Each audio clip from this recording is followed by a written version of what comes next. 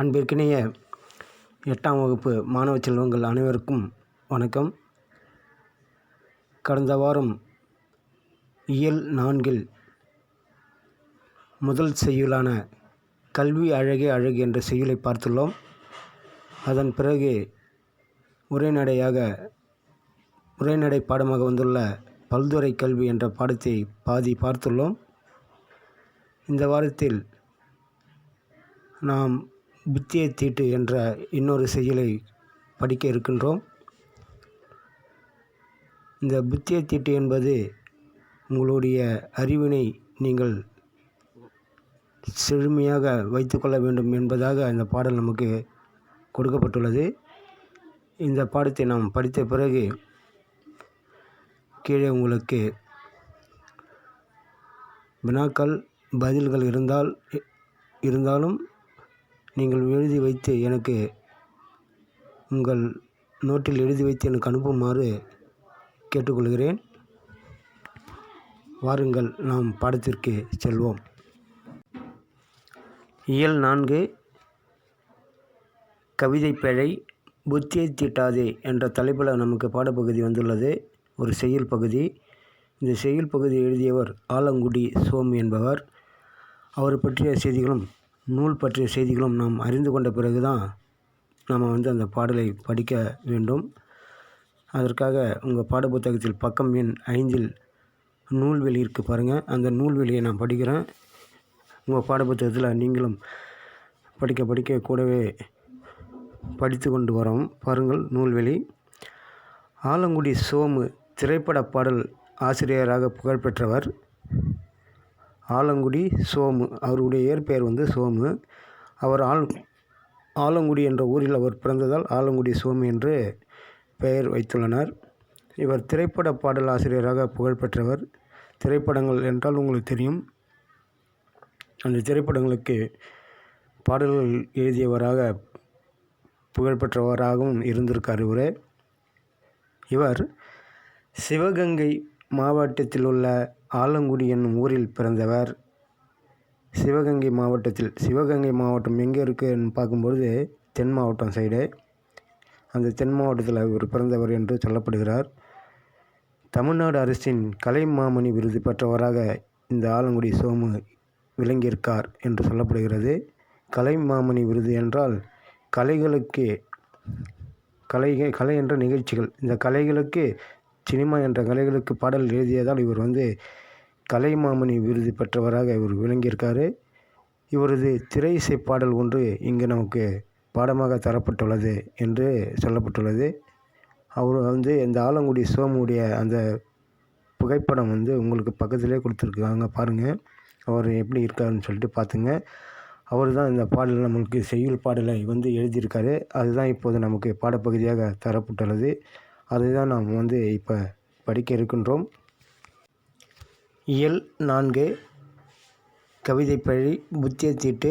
நுழையும் முன் படிக்கிற கவனிங்க. உங்கள் பாடப்புத்தகத்தில் பக்கம் எண் 4 அறிவே ஆற்றல் என்பது ஆன்றோர் கூற்று.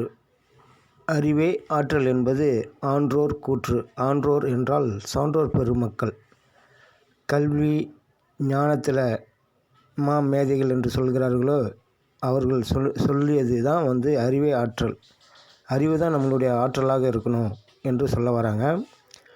அறிவும் உழைப்புமே ஒரு மனிதனை வாழ்வில் உயரச் செய்யும். அது உண்மைதான். அறிவும் உழைப்புமே ஒரு மனிதனை வாழ்வில் உயரச் செய்யும். நல்ல அறிவோடு இருக்கணும். அந்த அறிவுத்திறனுக்கேற்ப அவன் தன்னுடைய வாழ்க்கை பயணத்தில் உழைப்பவனாக இருக்கணும். இந்த இரண்டுமே ஒரு மனிதனிடத்தில் இருந்தால் அவன் இந்த வாழ்க்கையில் எதிர்காலத்தில் பெரிய பணக்காரனாகவும் செல்வந்தனாகவும் கல்வி அறிவுடையவனாகவும் வர முடியும், உயரச் செய்ய முடியும் என்று சொல்லப்படுகிறது. வன்முறையால் பிறரை வெல்வது சரியான செயலன்று. வன்முறை என்றால் சண்டையிட்டு பிறரிடம் சண்டையிட்டு நாம் பெரியாளாக ஆகிவிடலாம் என்று நினைப்பது தவறு என்று சொல்ல வராங்க. அதுதான் பாருங்கள், வன்முறையால் பிறரை வெல்வது சரியான செயலன்று. அப்போது அது சரியானதே கிடையாது. பிறரை எய்ச்சி பிழைப்பது, அடித்து பிழைப்பது, கொள்ளையடித்து பிழைப்பது, பிறரிடம் உள்ள பொருள்களை கொள்ளையடித்து பிழைப்பது, இவை எல்லாமே சரியானது அல்ல. நம்ம பார்த்திங்கன்னா, எங்கே பாரு நம்ம தெருக்களில் நம்ம ஊர்களில் சில விஷயங்கள்லாம் நடக்கும். கொஞ்சம் பணம் பலம் படைத்தவன் என்ன பண்ணுவான், ஏழ்மையான ஆளுங்களை மிரட்டிக்கிட்டு அவன் வாழ்ந்துன்னு வருவான். அது சரியான செயல் இல்லை என்று சொல்ல வராங்க. அதுக்கப்புறம் என்ன சொல்கிறாங்க பாருங்கள், அறிவினாலும் அன்பினாலும் பிறரை வெல்லும் வெற்றியே நமக்கு பெருமை தரும். அறிவினாலும் அன்பினாலும், அறிவு இருக்கணும், அன்பு இருக்கணும். யாரை பார்த்தாலும் நாம் அவர்களிடத்தில் மனித நேயத்துடன் பழகுதல் வேண்டும். அறிவினாலும் அன்பினாலும் பிறரை வெல்லும் வெற்றியே நமக்கு பெருமை தரும். பிறரிடத்தில் அன்பு காட்டணும். ஓரறி உயிர் முதல் 6 அறி உயிர் வரை இந்த உலகத்தில் இருக்கே, அனைத்து உயிர்களிடத்திலும் நாம் அன்பு செலுத்த வேண்டும். சக மனிதர்களிடமும் நாம் அன்பு செலுத்த வேண்டும். இப்படியாக நாம் வாழ்ந்தால்தான் நமக்கு இந்த வாழ்வானது பெருமை தரக்கூடிய ஒரு பெரிய வாழ்வாக அமையும் என்று சொல்லப்படுகிறது. இக்கருத்துக்களை விளக்கும் பாடல் ஒன்றை அறிவோம் என்று இந்த பாடலை நமக்கு கொடுத்துருக்காங்க. பாருங்கள், மறுபடியும் நுழைமுன் படிக்கிறோம் பாருங்கள். அறிவே ஆற்றல் என்பது ஆன்றோர் கூற்று. அறிவும் உழைப்புமே ஒரு மனிதனை வாழ்வில் உயரச் செய்யும். வன்முறையால் பிறரை வெல்வது சரியான செயலன்று. அறிவினாலும் அன்பினாலும் பிறரை வெல்லும் வெற்றியை நமக்கு பெருமை தரும்.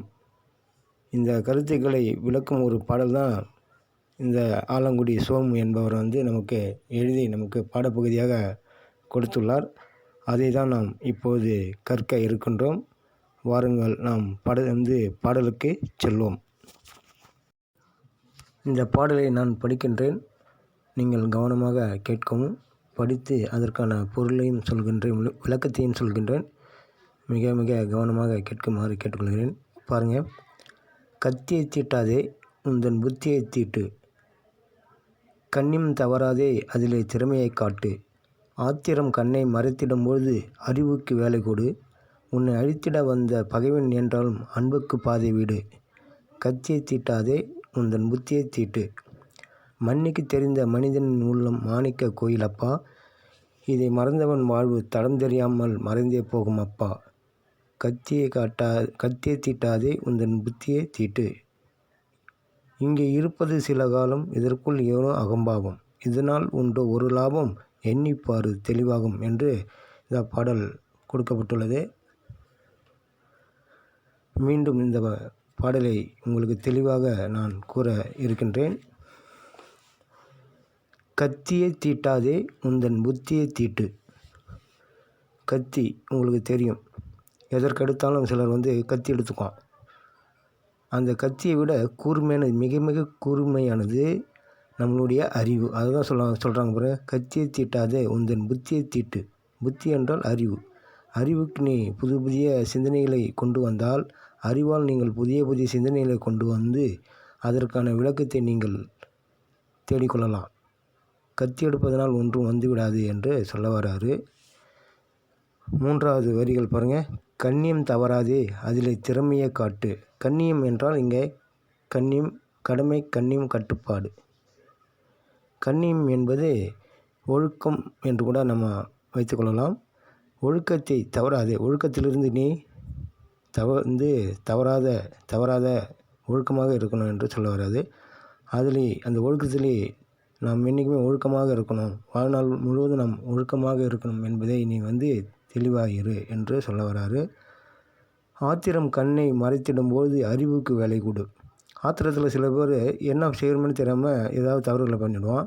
அதனால் அது போன்ற நேரங்களில் நம்ம அறிவுக்கு வேலை கொடுத்து அந்த தவறான செயல்களை செய்யக்கூடாது என்று சொல்ல வராரு.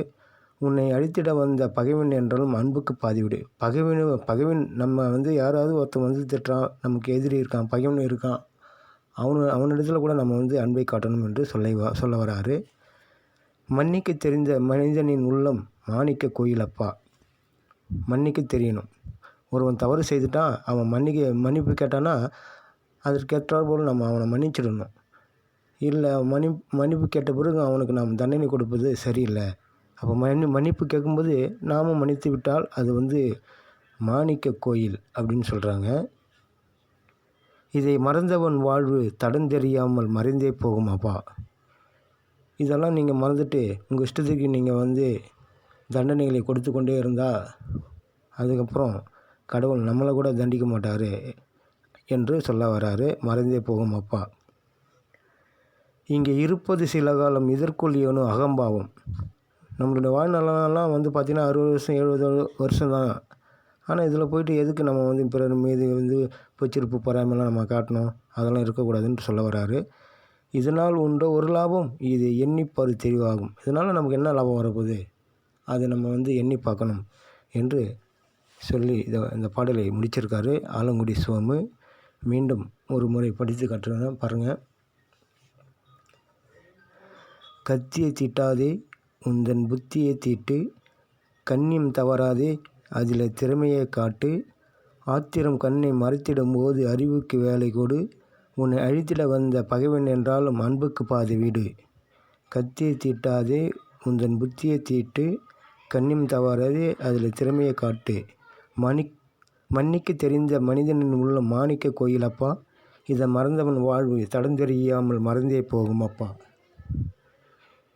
இங்கே இருப்பது சில காலம் இதற்குள் ஏனோ அகம்பாவம், இதனால் உண்ட ஒரு லாபம் இது எண்ணிப்பாரு தெளிவாகும். கத்தியை தீட்டாதே உந்தன் புத்தியை தீட்டு, கண்ணியம் தவறாதே அதில் திறமையை காட்டு என்று இந்த பாடலை சொல்லி பாடி முடிச்சிருக்காரு.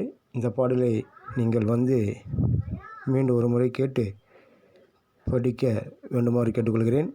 அதன் பிறகு உங்களுக்கு வீட்டு பாடமாக கேள்வி பதில் கொடுத்துருப்பேன். அதை உங்கள் பாட நோட்டில் எழுதி எனக்கு அனுப்புமாறு கேட்டுக்கொள்கிறேன். நன்றி, வணக்கம்.